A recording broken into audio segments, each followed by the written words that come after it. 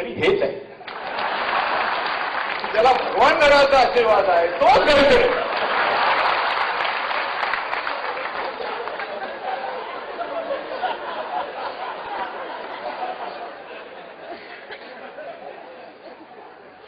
आणि त्यामुळं सर्वसामान्य माणसाला, पक्षामध्ये कार्यकर्त्यांना आधार जर कोणाचा वाटत असेल तर तो मुद्रातराव मुंडे तुमचा.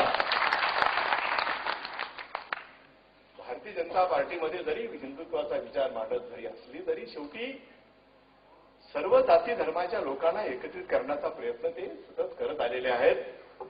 आमचे आमदार पाशा पटेल इथं बसलेले आहेत, ते पण शेतकरी संघटनेचे कट्टर. आणि प्रवीण बर्दापूरकरजी तुमच्या विचाराचे अतिशय जवळ समाजवादी विचार, परंतु त्यांना सुद्धा या मार्गाला वळवण्याचं काम जर कुणी केलं असेल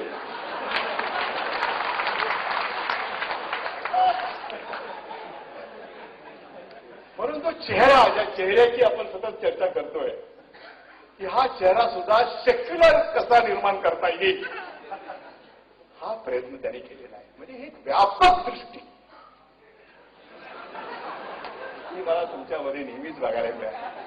दृष्टिकोन हा नेहमी व्यापक असावा. असं वाटता कामा नये की एका ठराविक वर्गाचं हा नेतृत्व करतोय असं वाटू नये. म्हणून तुम्ही आल्यापासून आशा पटेल लोकांना असं वाटतं की भारतीय जनता पार्टी ही केवळ हिंदुत्वाचा किंवा विशिष्ट वर्गाचा विचार करणारी नाहीये, ती हळूहळू ती व्यापक होत चाललेली आहे. मला वाटतं तुमचा हा विचार आणि या विचाराचा प्रभाव हा दिल्लीमध्ये अधिक तुम्ही पाडला पाहिजे.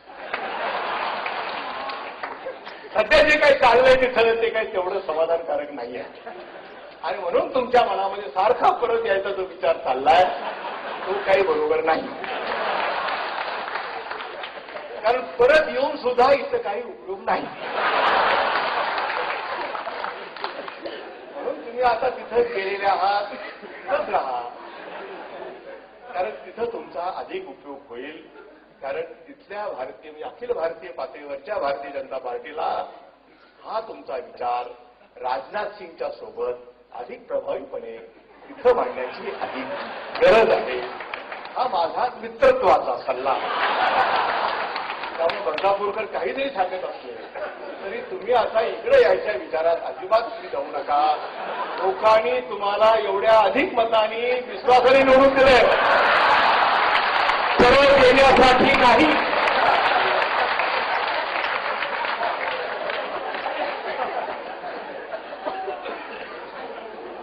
किमान सत्काराचे 4 चांगले शब्द तरी अजून आमच्या कानात राहू द्या. विनायकराव मेट्यांना पश्चातापाचा प्रसंग आणू नका. एवढीच माझी आपल्याला सत्काराच्या निमित्ताने विनंती आहे. आणि म्हणून काही माणसं राष्ट्रीय पातळीवर अधिक प्रभावी दिसतात. आणि मराठवाड्यातला माणूस खरं म्हणजे आम्हाला केवढा तरी आनंद आहे. दुर्दैवानं खरं म्हणजे प्रमोद महाजन एक असं नाव होतं आमचं की आमच्या मराठवाड्यातले, आमच्या भागातले कुठल्या राजकीय विचार वेगळे असू शकतात, परंतु एक व्यासपीठ असं आहे की जिथे आम्ही सगळे राजकीय विचाराचे आमचे विचार बाजूला ठेवून कोण आम्ही कुण्या पक्षाचे आहोत हा विचार इथे नाही आहे. इथे एकच विचार आहे, आम्ही मराठवाड्याचे आहोत. आम्हाला सूत्रामध्ये एकत्रित बांधण्याची ताकद मराठवाडा या शब्दात आणि तोच एक विचार घेऊन आम्ही इथं आलेले आहोत. आणि म्हणून प्रमोद महाजन यांनी एक चमत्कार घडवला. मी एवढं म्हणेन एका शब्दात की देश पातळीवर जरी आमच्या मराठवाड्याचं नाव साऱ्या देशामध्ये एक मजबूत नेता म्हणून तो जो प्रभाव त्यांनी टाकला, ती उंची त्यांनी गाठली. कदाचित ती उंची आपल्याला गाठणं अवघड जाईल, परंतु लक्ष मात्र तेच असलं पाहिजे. आणि म्हणून ही मोठी जबाबदारी तुमच्यावर आलेली आहे. तेव्हा छोटा विचार करू नका, मोहामध्ये अडकू नका. महाराष्ट्रात उद्याच्या येणाऱ्या 6 महिन्यात फार चित्र बदलेल असं नाही. कारण तो इम्पॅक्ट 6 महिने असतो. त्यामुळं इथं काही फार होईल असं नव्हे. ठीक आहे, प्रयत्न करणं काही हरकत नाही, परंतु आता इथं काही शक्यता मला दिसत नाही. म्हणून इकडे यायचा विचार तुम्ही ठेवू नका. गरज पडली तर आम्ही आहोत, तुम्हाला काय करणार.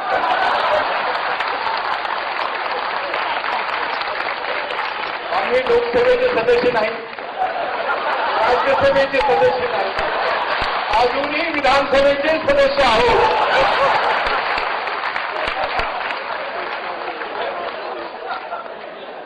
त्यामुळं मतदाराचा अवमान नाही, काही अडचण नाही. त्यामुळे तुम्हाला कारण नसताना मीच त्या आशा पल्लवित करणं ते मला तरी काही योग्य होतं. आणि म्हणून आपल्याला एक उत्तम संधी मिळालेली आहे. फार मोठ्या विश्वासाने बीडच्या नागरिकांनी आपल्याला मतदारांनी निवडून दिलेला आहे. एवढा मोठा संघर्ष करूनही मतांचा उच्चांक, गोपीनाथरावजी, हे तुमच्या कर्तृत्वाला जनतेने दिलेली साथ आहे. मी पावती म्हणणार नाही, साथ. तुम्ही त्याला प्रतिसाद द्या. एवढंच या निमित्तानं. आणि तुमचं भविष्य उज्ज्वल आहे. आयुष्यात तुम्ही अशीच प्रगती करत राहा.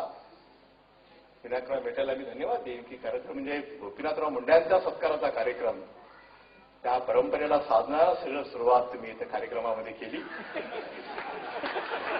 मराठवाडा आमचा, मराठवाड्याची संस्कृती जपणं, परभणी, बीड, लातूर, आणि शेवटी मुंडे देशमुखांनी नाही सांभाळत तर कुणी सांभाळत. आणि म्हणून या सगळ्या वातावरणाची निर्मिती जबरदस्त. छत्रपती शिवाजी महाराजांच्या बद्दलचा गायलेला पोवाडा, धन्यवाद दिले पाहिजे त्या गायकाला. उमा, एक वातावरणाची निर्मिती असते की अंगावरची शहारे उभे राहते. त्या काळामध्ये घेऊन जाणं, ह्या सगळ्या कार्यक्रमाची एक जबरदस्त उंची आजच्या कार्यक्रमाच्या निमित्तानं आपण गाठू शकलेले आहोत. मी अनेक सत्कार मूर्ती आहेत, सगळ्यांचाच उल्लेख वेळेअभावी मी करणार नाही, परंतु आमचे ठोंबरे एक मराठवाड्यातले खरे उद्योजक.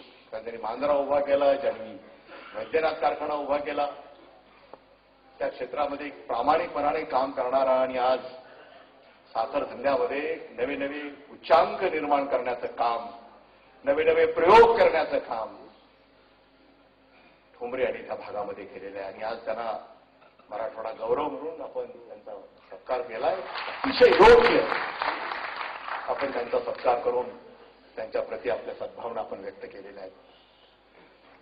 चंद्रकांत कुलकर्णीचं भाषण ऐकल्याच्या नंतर मला बरं वाटलं आणि परभणीकरांना सुद्धा दिलासा वाटेल. कारण तुम्ही काही उमेदवाराच्या शोधात असाल तर चंद्रकांत कुलकर्णी हे एक अतिशय चांगला उमेदवार असेल, एवढंच मी सांगेन तुम्हाला. परंतु चित्रपट क्षेत्रामध्ये, नाट्य क्षेत्रामध्ये मराठवाडा कुठेही मागे नाही आहे. खरं म्हणजे मराठवाड्याच्या लोकांना संधी मिळत नाही आहे. मराठवाड्याच्या लोकांचा एक स्वभाव आहे, एक गुजरेपणा आहे. पुढे पुढे करण्याची फारशी सवय मराठवाड्याच्या लोकांना नाही आहे. त्यामुळं पुष्कळदा लोक त्याच्यामध्ये सगळी क्वालिटी असताना सुद्धा मागे पडतात.